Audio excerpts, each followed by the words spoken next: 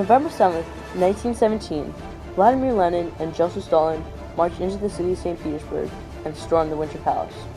Both Lenin and Stalin were part of Germany's massive plan to revolt against Russia. Germany gave them $10 million to fund the revolution. The plan was a success. Just days later, Russia chose to opt out of the war. The Soviet Union had been born.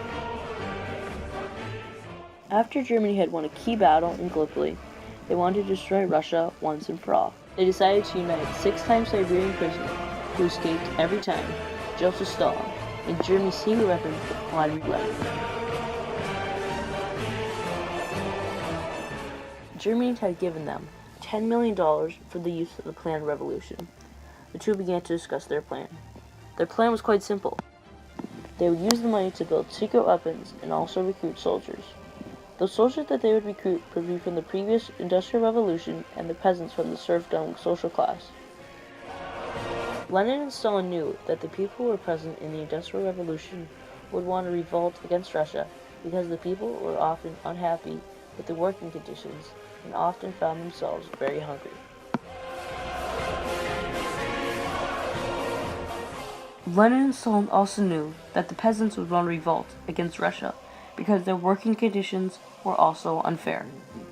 The peasants were controlled by the nobility and were granted a small amount of land. Even when Tsar Alexander II freed them, there were only certain things they could do.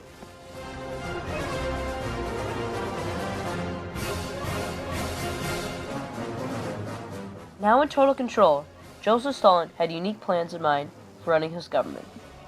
Stalin's plan was to run a communist government. Communism is where only one party was in total control of the government. Stalin's government was very different from the government the US was running. The US was, and still is running, a democracy. The difference between democracy and communism is in communism there is only one party, and that party will run the government. Stalin also believed he should run his economy through socialism. Again, this government was very different from the US's. The difference between the two of them was in socialism, each person is assigned a job by the government. The US has the choice of picking their career. This government was meant for complete control for Stalin. As time continued on, people began to see that the Soviet Union wouldn't last forever. The US and the Soviet Union began to grow angry with each other. When tensions grew between the two powerful countries, the Soviet Union began to worry. But so did the US. Both forces knew each had nuclear weapons and did not want to use them. Therefore, the war was not fought by physical contact, but by competition and tension. When the US reached the moon, the war began to shift into the USA's favor. The war was never officially won by someone, but it still had weakened the Soviet Union. After the war, the economy began to grow weak. People still had jobs, but they were very low quality. The economy began to go slow, and people began to get angry. The Soviet Union had tried to fix this problem. They brought in Mikhail Gorbachev to fix all their problems. Gorbachev had big plans in mind. He wanted to have the people speak out their thoughts and suggestions about the country. This was the first time in years that the people had the freedom of speech. Gorbachev's plan did not go as intended. His intentions were to have the people to step forward with simple suggestions. Instead, riots broke out with how bad the Soviet Union was and how bad Gorbachev was.